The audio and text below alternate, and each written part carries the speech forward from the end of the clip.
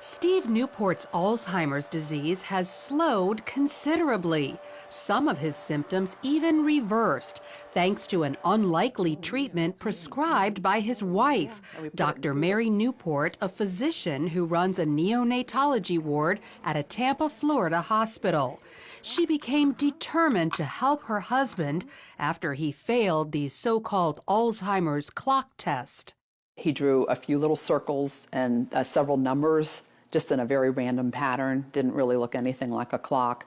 And the doctor pulled me aside and she said, you know, he's actually on the verge of severe Alzheimer's at this point. He's beyond moderate. So that was very, very devastating news. Dr. Newport began learning everything she could about her husband's disease. It appears to be a type of diabetes of the brain, and it's a process that starts happening at least 10 or 20 years before you start having symptoms. And it's very similar to type 1 or type 2 diabetes in that you develop a problem with insulin. In this case, insulin problems prevent brain cells from accepting glucose, their primary fuel. Without it, the cells eventually die. But there is an alternative fuel, ketones, which the cells easily accept. Ketones are metabolized in the liver after you eat medium-chain triglycerides, which are found in coconut oil. So Dr. Newport added coconut oil to Steve's diet. Just 2 weeks later, he took the clock test again and, as you can see, demonstrated stunning improvement. I thought at the time, was it just good luck? Was it a lot of prayer? Was it the coconut oil? And I thought, well, we're going to keep the coconut oil going. Then 3 weeks later, he took the clock test a third time and continued to get better.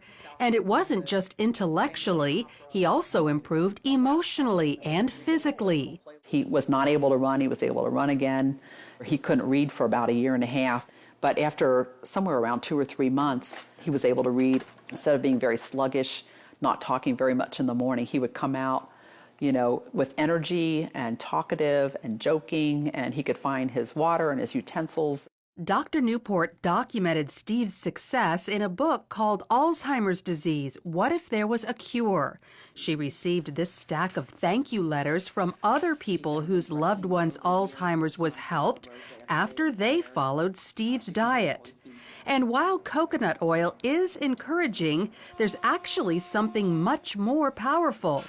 A team of biochemists led by Professor Kieran Clark at England's Oxford University have developed a ketone ester that packs a punch 10 times greater than coconut oil. It reaches quite considerably higher levels, and you can get whatever levels you want depending on how much you drink. The problem is they need millions of dollars to mass produce it. Very expensive. And so we can't make very much of it ourselves.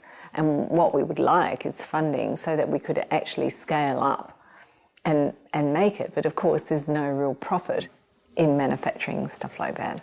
So until a high-potency ketone ester is available to the general public, coconut oil is still a good ketone source. Just make sure it's pure, non-hydrogenated. Avoid any hydrogenated oil, which is the same thing as dangerous trans fat. Many people avoid coconut oil because they think it's bad for them, but it's actually very healthy. Dr. Beverly Teeter is a researcher at the University of Maryland who specializes in dietary fats. She says years ago, coconut oil was criticized for raising cholesterol, but scientists have since learned there are 2 kinds of cholesterol, LDL, the bad kind, and HDL, which is very good for you and is the kind coconut oil raises. So they put out the message that it increased serum cholesterol, but the truth of the matter was it was helping the profile of the serum cholesterol. That never has been corrected in the public press, and I think that's the reason people have misconceptions about it. So not only does coconut oil improve your cholesterol levels, Dr. Teeter says the way it helps the brains of some Alzheimer's patients can be extended to people with Parkinson's disease, ALS, epilepsy, dementia, even schizophrenia and autism. And one more thing, coconut oil is a natural antibiotic that also helps kill viruses like HIV and herpes viruses. But the coconut oil tends to keep the bacteria down so that if you're assaulted with the virus, your immune system can concentrate on the virus. It doesn't have to concentrate on 27 other bacteria that you may have been exposed to that day. So consider coconut oil to improve your overall health and perhaps even go so far as to stave off life-threatening diseases. Oh, yeah, that's good. Lori Johnson, CBN Put it in News. food a lot, too.